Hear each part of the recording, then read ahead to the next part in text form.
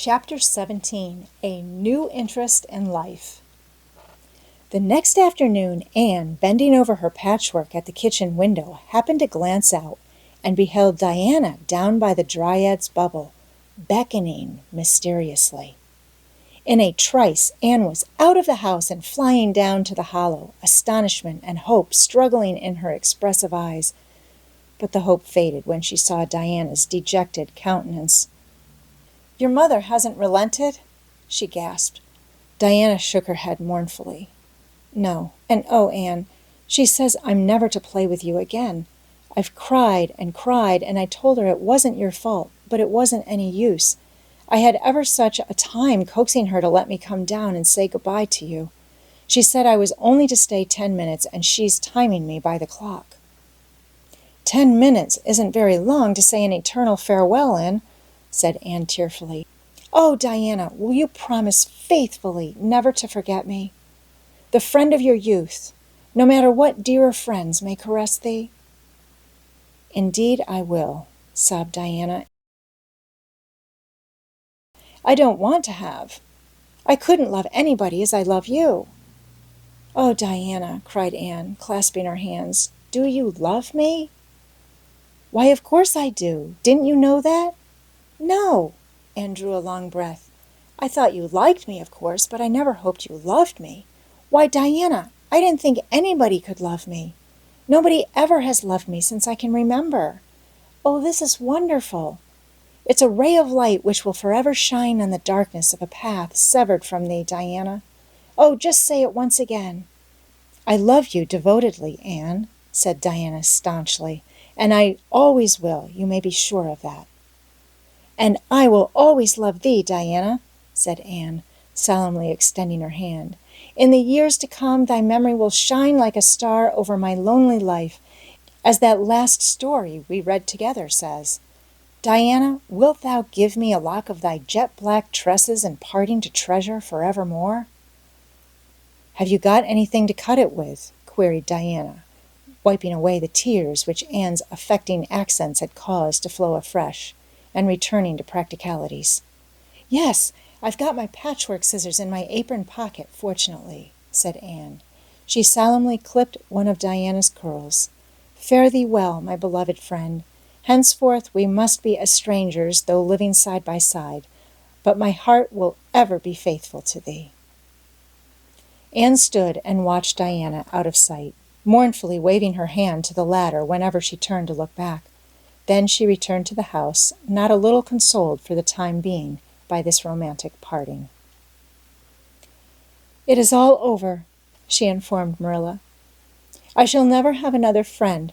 I'm really worse off than ever before, for I haven't Katie Maurice and Violetta now. And even if I had, it wouldn't be the same. Somehow, little dream girls are not satisfying after a real friend. Diana and I had such an affecting farewell down by the spring. It will be sacred in my memory forever. I used the most pathetic language I could think of and said thou and thee. Thou and thee seems so much more romantic than you. Diana gave me a lock of her hair, and I'm going to sew it up in a little bag and wear it around my neck all my life. Please see that it is buried with me, for I don't believe I'll live very long. Perhaps when she sees me lying cold and dead before her, Mrs. Barry may feel remorse for what she has done, and will let Diana come to my funeral." "I don't think there is much fear of your dying of grief as long as you can talk, Anne," said Marilla unsympathetically.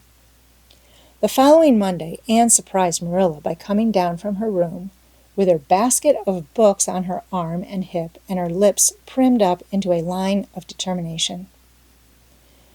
"I'm going back to school," she announced. "That is all there is left in life for me, now that my friend has been ruthlessly torn from me. In school I can look at her and muse over days departed."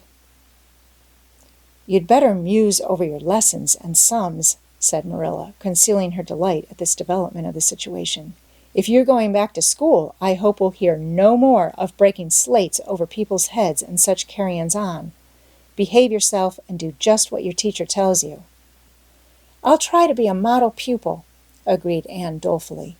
"There won't be much fun in it, I expect.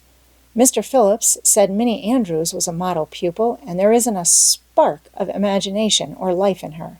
She is just dull and poky and never seems to have a good time. But I feel so depressed that perhaps it will come easy to me now. I'm going round by the road. I couldn't bear to go by the birch path all alone. I should weep bitter tears if I did. Anne was welcomed back to school with open arms. Her imagination had been sorely missed in games, her voice in the singing, and her dramatic ability in the perusal aloud of books at dinner hour. Ruby Gillis smuggled 3 blue plums over to her during Testament reading. Ella Mae McPherson gave her an enormous yellow pansy cut from the covers of a floral catalogue, a species of desk decoration much prized in Avonlea School. Sophia Sloane offered to teach her a perfectly elegant new pattern of knit lace, so nice for trimming aprons. Katie Bolter gave her a perfume bottle to keep slate water in, and Julia Bell copied carefully on a piece of pale pink paper, scalloped on the edges, the following effusion. To Anne. When twilight drops her curtain down and pins it with a star, remember that you have a friend, though she may wander far. It's so nice to be appreciated, sighed Anne rapturously to Marilla that night. The girls were not the only scholars who appreciated her. When Anne went to her seat after dinner hour, she had been told by Mr. Phillips to sit with a model Minnie Andrews. She found on her desk a big, luscious strawberry apple. Anne caught it up all ready to take a bite when she remembered that the only place in Avonlea where strawberry apples grew was in the old Blythe orchard on the other side of the Lake of Shining Waters. Anne dropped the apple as if it were a red-hot coal and ostentatiously wiped her fingers on her handkerchief. The apple lay untouched on her desk until the next morning, when little Timothy Andrews, who swept the school and kindled the fire, annexed it as one of his perquisites. Charlie Sloane's slate pencil, gorgeously bedizened with striped red and yellow paper, costing 2 cents where ordinary pencils cost only 1, which he sent up to her after dinner hour, met with a more favorable reception. Anne was graciously pleased to accept it and rewarded the donor with a smile which exalted that infatuated youth straightway into the 7th heaven of delight, and caused him to make such fearful errors in his dictation that Mr. Phillips kept him in after school to rewrite it. But as the Caesar's pageant shorn of Brutus's bust did but of Rome's best son remind her more. So the marked absence of any tribute or recognition from Diana Barry, who was sitting with Gertie Pye, embittered Anne's little triumph. Diana might just have smiled at me once, I think, she mourned to Marilla that night, but the next morning a note most fearfully and wonderfully twisted and folded, and a small parcel were passed across to Anne. Dear Anne, ran the former, Mother says I'm not to play with you or talk to you even in school. It isn't my fault, and don't be cross at me because I love you as much as ever.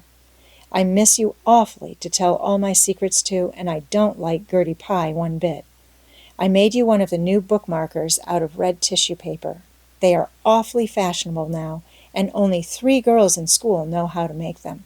When you look at it, remember, your true friend, Diana Barry.